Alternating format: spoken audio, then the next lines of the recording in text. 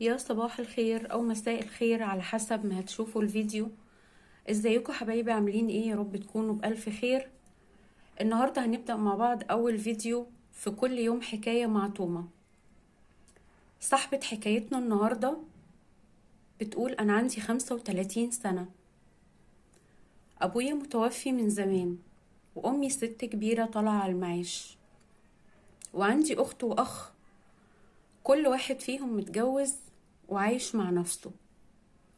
اتجوزت كذا مرة بس ربنا ما وفقنيش، وحظي دايما بيجي مع حد أكبر مني، ويمكن أنا تغاضيت عن موضوع السن عشان الفلوس. الحد اللي اتجوزته أول مرة كان راجل أكبر مني بأكتر من 25 سنة. الاسم إني كنت عايشة في فيلا مع مليونير، بس الحقيقة إني كنت عايشة في سجن. ممنوع الخروج، ممنوع أروح عند أمي تجيلي في حدود، حتى الخروج مرة في الشهر. وكل ده كوم، والبخل كان كوم تاني. بخل في المادة وبخل في المشاعر. ما كانش بيجيب لي أي حاجة، ما كانش بيجيب لي لبس، الأكل حتى الأكل كان بيجيبه على القد، لدرجة إن كان بيجي عليا وقت كنت ببقى جعانة ومش لاقي حاجة كلها. عشت وصبرت واتحملت 3 سنين، ربنا ما كرمنيش بأطفال. قلت الحمد لله، هطلع منها سليمة، من غير طفل يتربى بين أب وأم منفصلين ويطلع معقد نفسيا. واتطلقت واداني مؤخري. أخدت شقة وعشت فيها، لأن كان عندي عفشي وحاجتي. ومرت الأيام، وصديقة ليا جابت لي عريس برضه مليونير، وبرضه أكبر مني بكتير.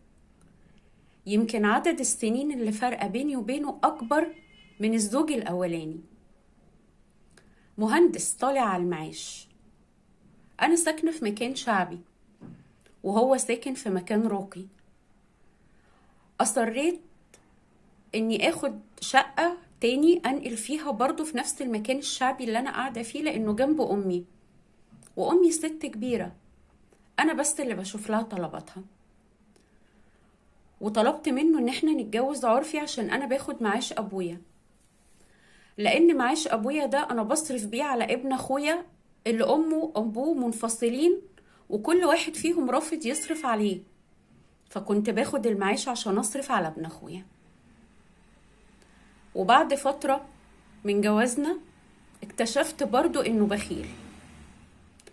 مش بخيل بالمعنى اللي كان فيه بخل الزوج الأولاني، لا، بخيل بمعنى إن ما ينفعش أو ما بيرضاش يديني فلوس في إيدي.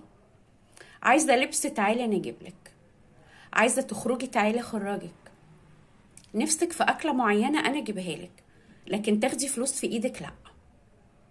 لما جاب لي شبكة، جاب لي دبلة وختم، ما جابش أكتر من كده، مع إنه ما شاء الله مليونير.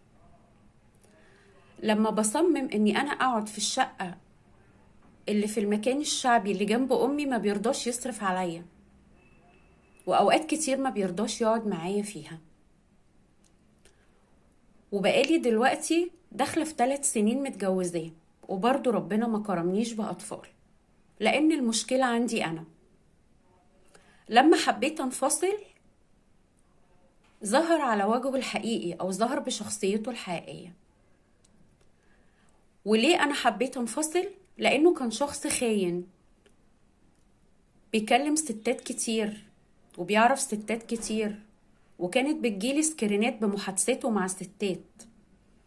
زائد انه طلع بيشرب خمور، دايما صوته عالي، ودايما غلط، ودايما عنده حتة الأنا عالية جدا. دايما بيحسسني اني اقل منه، وكويس قوي انه اخدني واتجوزني. لما طلبت الانفصال، اتفق مع صاحب البيت عليا انه يمشيني، ما يقعدنيش في الشقة، وقال لي: لو فكرتي وصممتي على الطلاق، انا هبلغ عنك وهثبت ان كان في علاقة زوجية وانك كنتي بتاخدي معاش وانتي متجوزة، وهسجنك وهتدفعي غرامة. عايزة ترحمي نفسك من كل ده؟ تفضلي معايا، بس على شرط هنكتب رسمي، وإلا مصيرك السجن، ما عندكيش حل تاني. طيب أنا ده بيضايقني وده بيضايقني وده بيضايقني، هي دي حياتي. طب اعمل لي مصروف، مفيش مصروف. طب اكتب لي مؤخر، مفيش مؤخر. مفيش قدامك غير اختيار واحد، انك توافقي اني اكتب عليكي رسمي وتعيشي معايا زي ما انا بطبعي. عايزة تروحي لأمك هتاخدي على قد مصروفك اللي انت هتصرفيه طول اليوم. ودلوقتي هي في حيرة، يا توافق انها تعيش معاه غصب عنها برغم كل عيوبه ومساوئه، يا اما مصيرها السجن والغرامة، وهي حتى ما عندهاش تدفع غرامة، وهيقدر يثبت ان كان في علاقة زوجية ويسجنها.